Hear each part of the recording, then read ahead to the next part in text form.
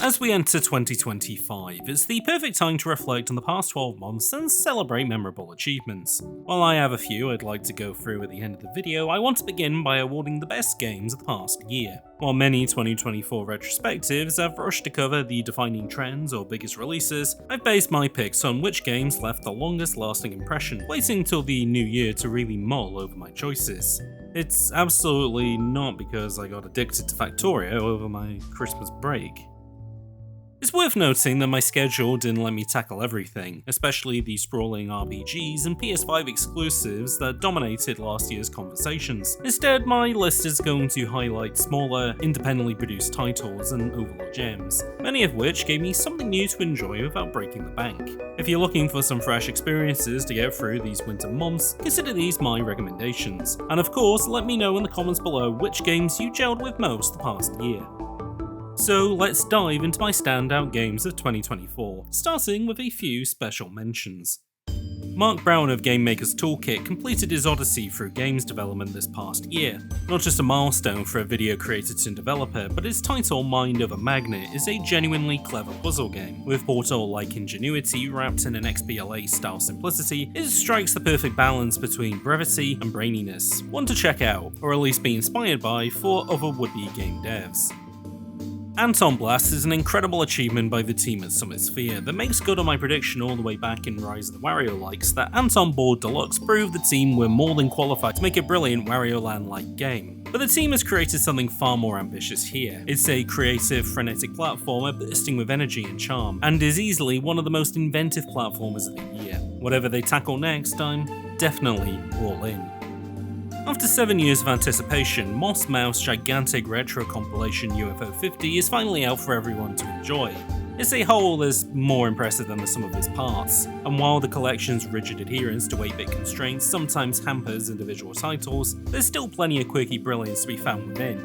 If you buy into the narrative that this is a lost world of releases that were somehow too ahead of their time, you'll certainly get more out of the presentation of UFO 50, though you may also feel like it's the developers being pretentious about games being better when they weren't so mainstream. That being said, my favourite games in the collection include Seaside Drive, a side-scrolling action arcade game that blends Contra with Outrun, balancing cool summer vibes with drifting, dodging, and damage-dealing action. Another brilliant release from the developer at Downwell and Point P. Mooncats, a funky 2-button platformer that takes a few minutes to master but becomes incredibly satisfying when you do. This one portrays its 80s aesthetics and feels like a throwback to classic Flash games, benefiting the indie darlings behind UFO 50. Rail Heist, a mix of the arcade classic elevator action and steamboat heist blended into a faux, prototypical stealth action game about robbing trains in the Old West.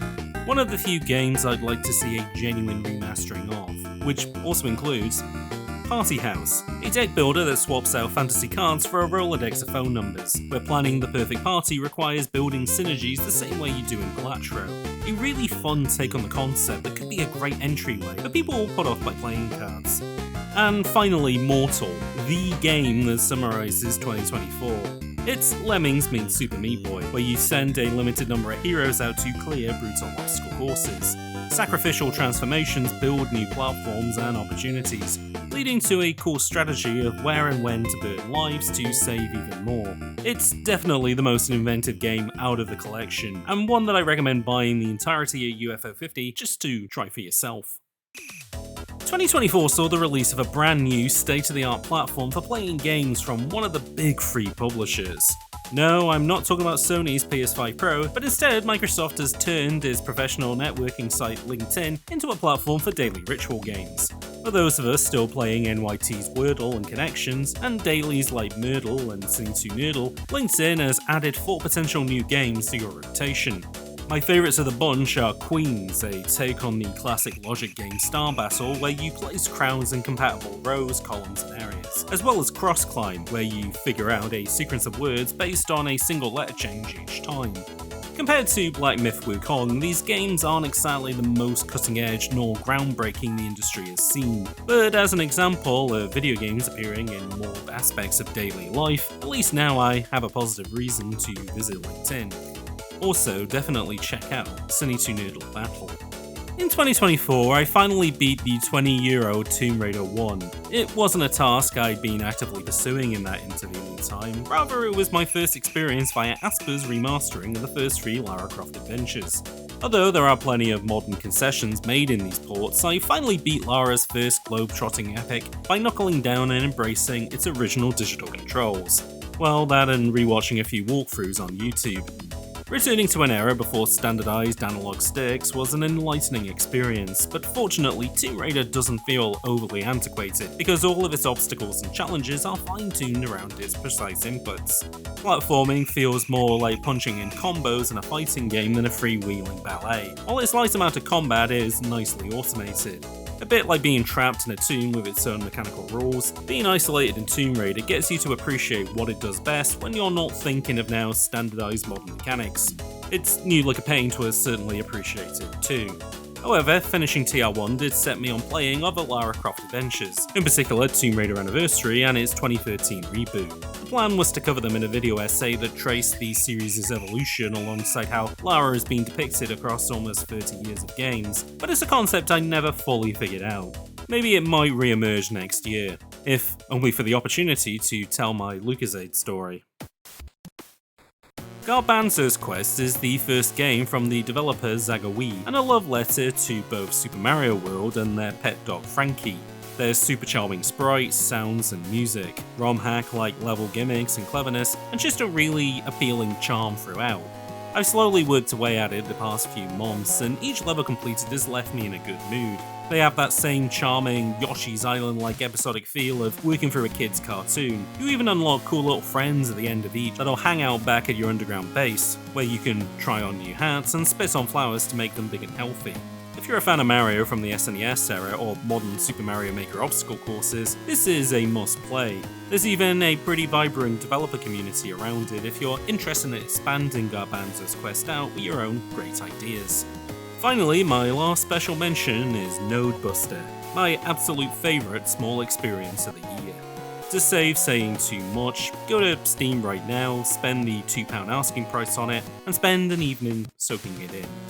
You won't regret it. Now onto my 2024 Games of the Year, starting with the biggest.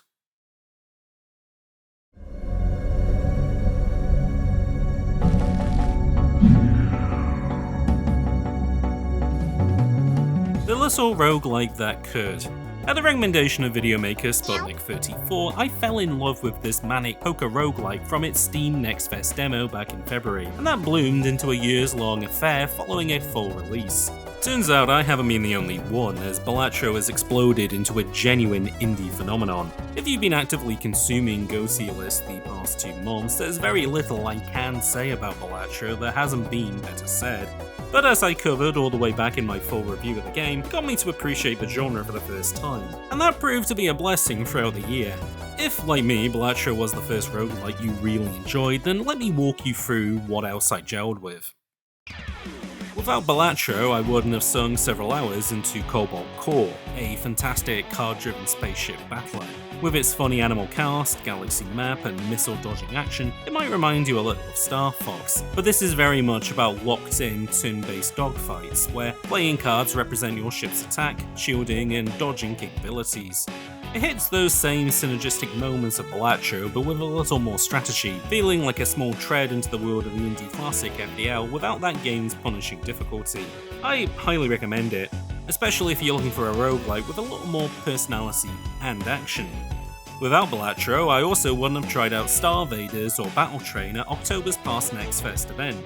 These games add that roguelike deck-building fun into the blender with Space Invaders and Pipe Dream respectively, creating action-packed, arcadey experiences that are difficult to put down. But in no small part thanks to Balatro's most effective salesman, Northern Lion, I also took a chance on 2 other fabulous roguelikes that blend with similar inspiration. Bagatelle. In the red corner is Bolly in Air, a naughty pachinko game where you fill a board with funky pegs that generate new balls, special effects, and hopefully a lot of cash. Like those huge moments in Balatro where colossal combos pop off and your score starts burning up, there's a similar dopamine hit here when balls start bouncing, multiplying, and exploding into a wave of tremendous numbers. The strategy comes in how you're placing your speciality pegs, making sure that movies are synergizing, monsters are vanquished, and cash is deposited in the right place. Perhaps the only thing missing for most would be a little more player input. Although you're the Chef John of putting pegs on, ultimately your runs are at the whims of random drops. But if you're willing to leave some elements to fate, then you'll be a billionaire in no time. In the blue corner then is Peglin, which combines that roguelike thrill with PopCap's classic Peggle. Instead of influencing the pegs on the board to generate multipliers, instead you're swapping in balls with different superpowers and must take aim and fire to hit as many pegs as possible.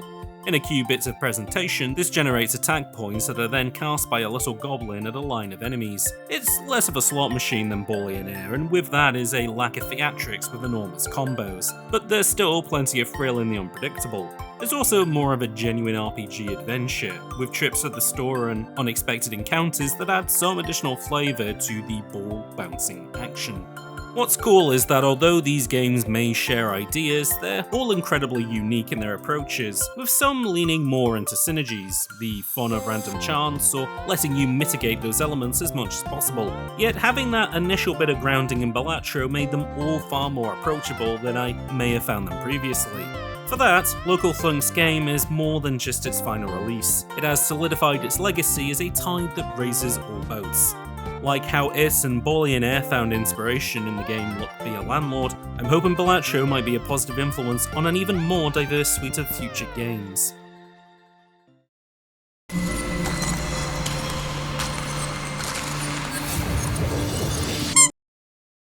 I'm pairing these next two games because they represent two extremes of the same genre. While the latter game is an impressive solo project, it's Ubisoft's AAA approach to a traditionally indie-dominated space that has surprised me the most. Prince of Persia: The Lost Crown marks the first major entry in the series since 2010's The Forgotten Sands, and a return to the side-scrolling roots of the Apple II original. Set in a surreal world of fractured time and space, the game unfolds across a massive, interconnected map filled with shortcuts, secret rooms, and puzzles. For fans of action-packed Metroidvanias like Metroid Dread and the Ori series, The Lost Crown offers a familiar yet distinctive experience. Its combat is tight and satisfying, but the platforming here is the real star, evoking the team's Rayman Legends experience with dazzling animation work and precise obstacle course design. Add in some incredible boss fights, you have easily one of the year's standout action games.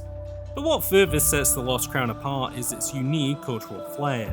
Ubisoft has gone beyond the typical Western and Japanese influences to incorporate Persian mythology and storytelling, complete with full Farsi voice acting for an authentic touch.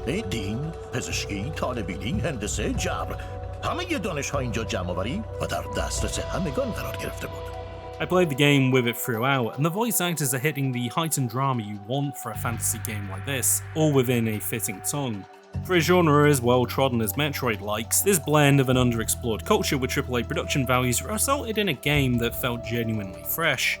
It's a shining example of what a major studio can accomplish when it uses its resources to push creative boundaries, and by the credit crawl I had felt as if I had played something genuinely new from the French mega publisher. On the other hand, Animal Well is a much smaller but no less ambitious outing.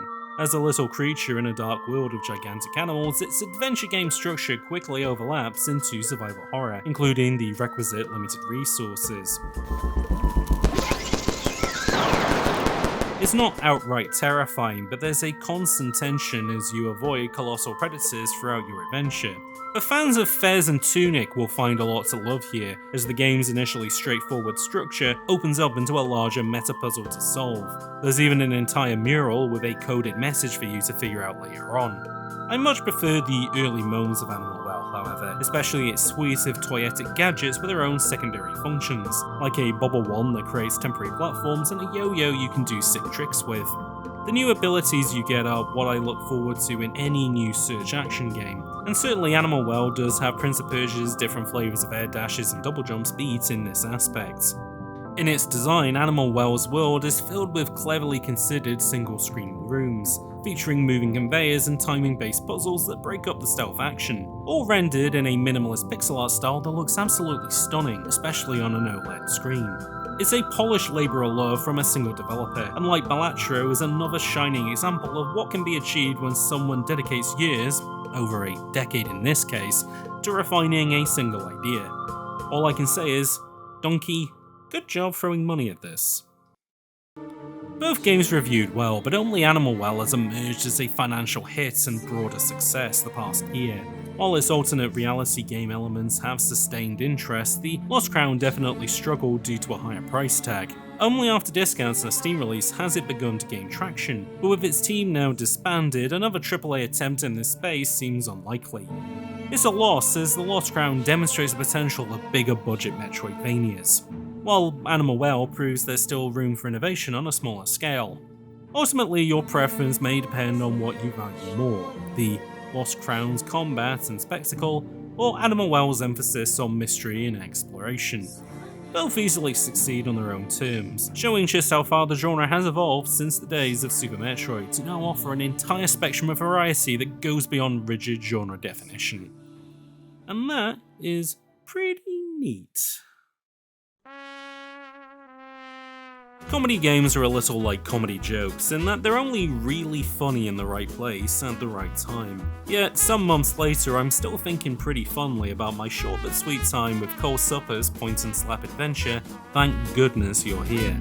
Set in the fictional northern hamlet of Barnsworth, you're tasked with helping the quirky townsfolk solve problems that range from the mundane to the absurd. It's a quest brimming with charm, humour and a distinct sense of place.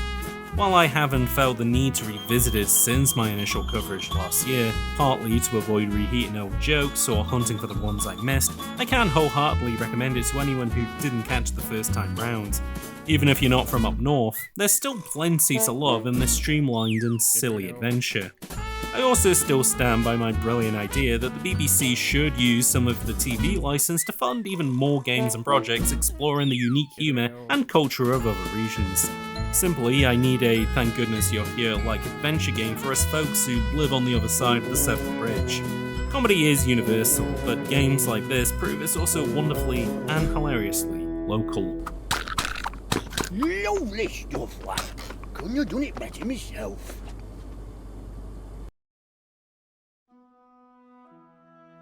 "2024 was a fantastic year for indie games, and this Indy was no exception. The first big media tie-in to hook me since 2015's Arkham Knight, Indiana Jones and the Great Circle managed the rare feat of being a game I enjoy far more than the media is based on. Not that I don't like Indiana Jones, but more I don't really think about him, beyond when those 40-year-old movies appear on television, and its two more recent and creaky revivals. Fortunately, Great Circle doesn't rely on reheating movie moments, outside of a tutorial set during the opening moments of Raiders of the Lost Ark. It gets the fundamentals right though. The tone is fun, it looks great, and Troy Baker's indie impression is completely convincing. You should have become an archaeologist, Father. Yeah, well, it's never that adventurous. But more importantly, Great Circle excels at distilling the fun of Indiana Jones.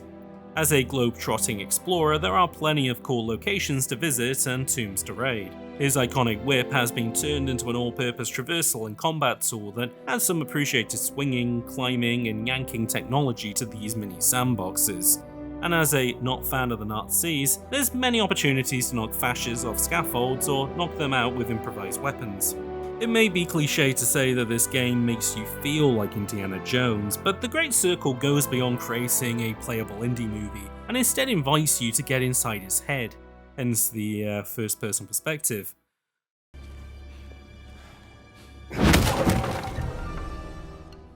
While it be surprising to see Harrison Ford hit a Nazi with a candelabra so hard it causes the chair they're in to explode, it's not entirely out of character, and it's just one aspect of his personality players can hone in on if they want to.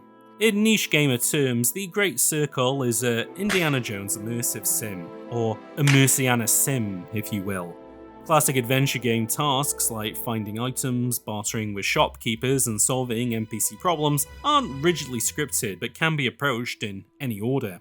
The game's environments are interconnected open worlds brimming with verticality and secrets to uncover, but also populated with living NPCs that truly inhabit these spaces. Even direct combat is only one of a few ways to deal with problems. Sneaking past enemies or donning disguises often proves just as effective. Everything feels organic and can happen naturally through player choice. You are Indiana Jones, but without Spielberg's direction, you're free to approach problems however you please. That even includes if you want to steal all the delicious treats in a level to keep your stamina topped up, or avoid chasing down Nazi scientists to instead get all the Among Us stones in Egypt. There are still plenty of big, automated action set pieces throughout its runtime, but the real sticky moments are those self-directed excursions into the unknown, like attempting to shoot a Nazi as a last-ditch attack, only for loud gunfire to activate every guard in a level, leading to a sloppy escape sequence. Seeing as how we're both stuck in this mess, what do you say we work together to get ourselves out, huh? Okay. Okay. For its move to a more simulationist approach, Great Circle is quite easily my favourite big AAA title of the year. It's a fantastic return to form for the developers of Machine Games, whose work I've only grown fonder of in 2024. Finally playing The Darkness for my podcast Bullet Time, and a brief return to their Wolfenstein work, all but solidified for me that the team have a fantastic command of first-person perspectives. Their portfolio, stretching back to Starbreeze's The Chronicles of Riddick: Escape from Butcher Bay, showcases their talent for creating tie-in games that surpass the works they're based on. Their games always blend stealth, light RPG mechanics, and FPS action in ways that defy easy categorization, but they're all grounded by the characters at the center of their worlds. Their work on Wolfenstein especially has given a rich interiority to one of the earliest FPS protagonists. These figures are defined not just by cutscenes and battlegrounds, but even the quiet moments of low-intensity gameplay, like watching a whole movie with your girlfriend, or getting buried up to your neck in sand and defending yourself against scorpions. Indiana Jones and the Great Circle are certainly Machine Games' work in that field, at its most crowd-pleasing. If it's your first of their games, I'd definitely say to try out their earlier work, especially Wolfenstein: The Old Blood, that plays like an early prototype to Indy's whip-cracking action. While The Great Circle isn't the first Indiana Jones game, or even the first to explore adventures beyond the films, it's a fascinating reimagining of what an adventure game starring Hollywood's most iconic adventurer can look like in 2024. To compare, the last great indie game came not from this franchise, but instead Naughty Dog's Uncharted series. Those adventures boiled the formula down to third-person shooting arenas, automated climbing sections, and light puzzles, with story delivered via flashy cutscenes. They were playable movies, focused on the highlights of an Indiana Jones adventure while minimizing the in-between, aiming for a similar runtime. Great Circle swaps the formula, expanding these incidental moments out into fully realized but smaller scale adventures, where players find solutions not when the story dictates but through their own intuition. Two different approaches to making an adventure game, and although neither is inherently better, I am more fond of Great Circle just for my own tastes.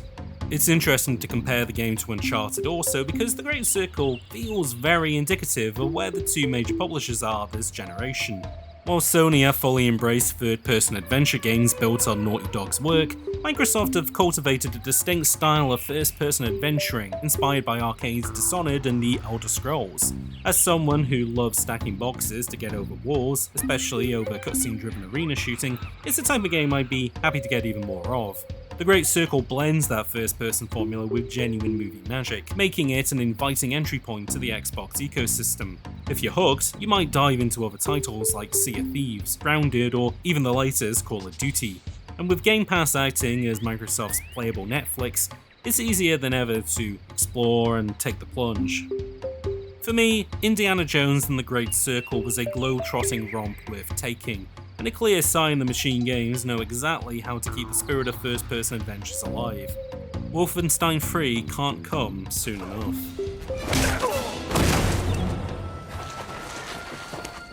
Thank you, Dr. Jones. This year was dominated by a hectic schedule brought on by a new job and new responsibilities, and so I ended up appreciating some lower intensity titles that have nonetheless stuck with me since. I'm bending the rules a little bit, including a game from 2022, but my go-to pick also accounts for its recently released DLC. If that's good enough for Shadow of the Erdtree to get a nomination, it's also good enough for A Little to the Left. Besides, it took a second playthrough for me to fully fall for its charm. A joyful, meditative puzzle game all about the simple pleasure of rearranging. There's no timer, no death screen, and no looming pressure. You're free to take your time studying and sorting various objects into order, sometimes by size, colour, or pattern. You're even challenged to uncover multiple valid arrangements. Whether it's books, plants, or the contents of a cupboard, every puzzle is a soothing exercise in bringing order to chaos. On my return this year, I found the experience surprisingly calming, and a mindful reprieve from louder, flashier games. Of course, the game isn't without some chaos, as embodied by the mischievous cat that loves to undo your hard work. It's a perfect bit of levity in a game that balances serenity with a touch of humour. I loved my time with A Little to the Left so much, I ended gifting copies of the game to winners of this year's Keighley predictions, so if that's not a glowing endorsement of its quality, or at least its sales price, I don't know what is. The same goes for the full release of Wilmot Works It Out. Hollow Ponds took the 2019 optimization-heavy game and reimagined it as a breezy, free evening journey of creativity. You still arrange and sort with Wilmot's slick controls, but this time without the pressure of a ticking clock or impatient customers. The focus has shifted to creating vibrant artworks created by the artist Richard Hall, decorating new rooms and even caring for pets. In 2025, the dream of owning and personalising a home feels like a fantasy on par with Baldur's Gate 3, and Wilmot Works It Out has delivered me that dream with a big smile. While I'm hesitant to tackle its more intensive marathon mode just yet, the experience so far has been a delight. But what struck me most about these two games was their surprising thematic overlap. On the surface, they're about rearranging objects, but both culminate in kaleidoscopic moments of transcendence. Without spoiling too much, they both turn simple mechanics into something unexpectedly profound.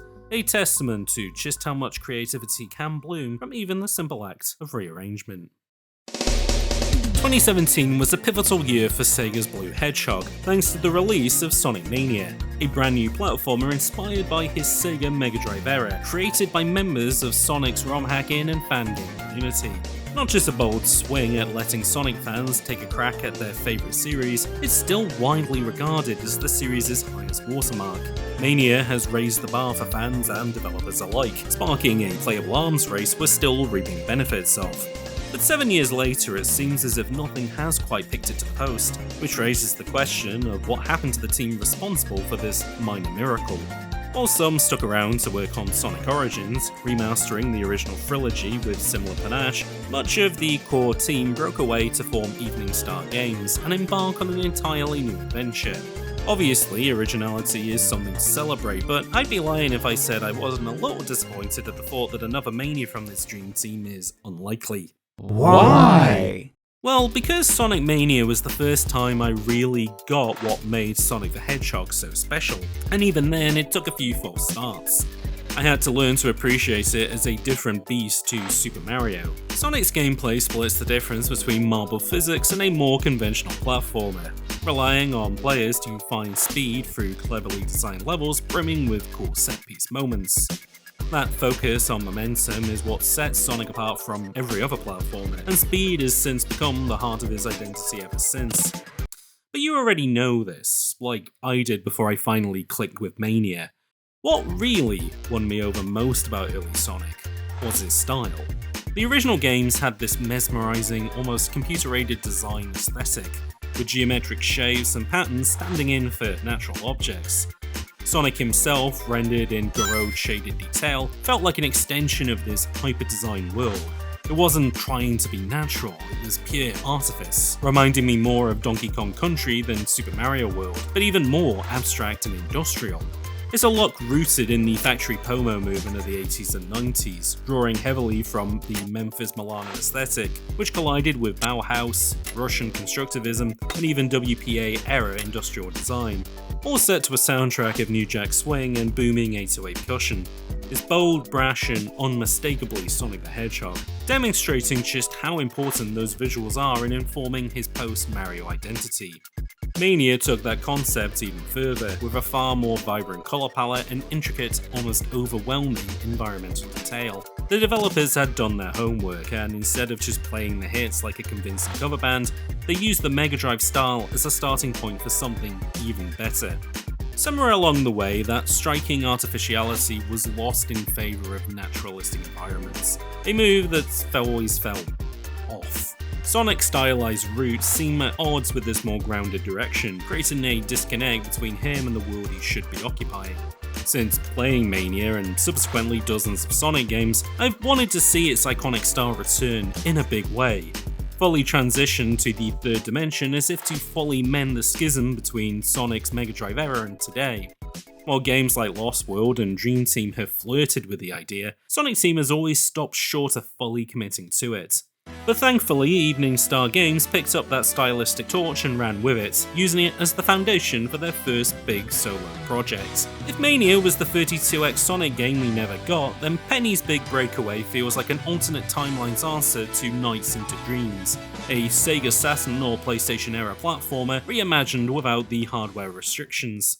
The game stars Penny, a jester armed with a sentient yo-yo, tearing through wildly creative levels in a bid to help geometric locals while dodging the wrath of an enraged lawmaker. After humiliating him in the opening act, he takes Penny to task via his superpowered minions and seemingly endless army of penguin pursuers. It's gloriously weird, exactly the kind of quirky, high-concept storytelling you'd expect from a mid-90s platformer. Visually though, Penny's Big Breakaway is stunning. The developers have crafted what I can only describe as heightened garage shading, a deliberate throwback to early 3D visuals but with modern polish. It's all pastel hues, smooth anti-aliasing and bold shaded hues. Not just a nostalgic homage, but a bold statement that early CG is now iconic and should be treated as such. The same goes for his soundtrack, which brings back the composer of Sonic Mania and challenges him to create high-energy tracks that take inspiration instead from the work of Pierre Henry, a pioneer in French electronic music known for his 1960s sound collages. Visuals and audio are pulling from the same reference points, a groovy reimagining of pre-millennial technologies that Sonic is indebted to, but with a 2020 vision. Gameplay-wise, Penny strikes a perfect balance between the speed and flow of Sonic and the precision of a more conventional 3D platformer. There's a modern flair to her moveset, from air dashes to double jumps, but it all feeds into one goal, maintaining momentum to beat levels as quickly as you can. Her yo-yo can even transform into a Segway-like vehicle that picks up speed on ramps, evoking Sonic's pinball physics. Of course, you can take levels at your own pace, but there are a few clever additions that do encourage you to at least engage with its speedier aspects, such as those penguin pursuers that will otherwise catch and slow you down. It's a thrilling blend of classic and contemporary, with an emphasis on replayability and mastery. While I can't claim to have fully done so yet though, I absolutely adored my time with Penny. It feels refreshingly different from so many newer platformers I played, retro in its aesthetic sensibilities yet unmistakably modern in how it plays. The level gimmicks and one-off surprises are delightfully inventive, and in the ever-evolving world of platformers, any fresh takes on old tropes stands out for me. What's such a surprise then is that Penny's Big Breakaway hasn't gotten a fraction of the love nor attention that Sonic Mania did. Maybe it's because it is so disconnected from that legacy, or it's just flying under the radar of even the indie diehards. And that's a shame because even beyond its association, there's so much here that is punching well above its indie weight class. So my message to you is that if you love Sonic Mania, or even just appreciate the kind of artistry and precision that went into it, you owe it to yourself to play this game. It's a standout release, feeling like the culmination of everything Evening Star learned about why Sonic worked and how to translate that magic into 3D. Maybe breaking away from the blue blur gave them the freedom they needed to create something really special here. Or maybe it's just proof that when you pour your heart into a project, that energy has a way of shining through, no matter what dimension you're in.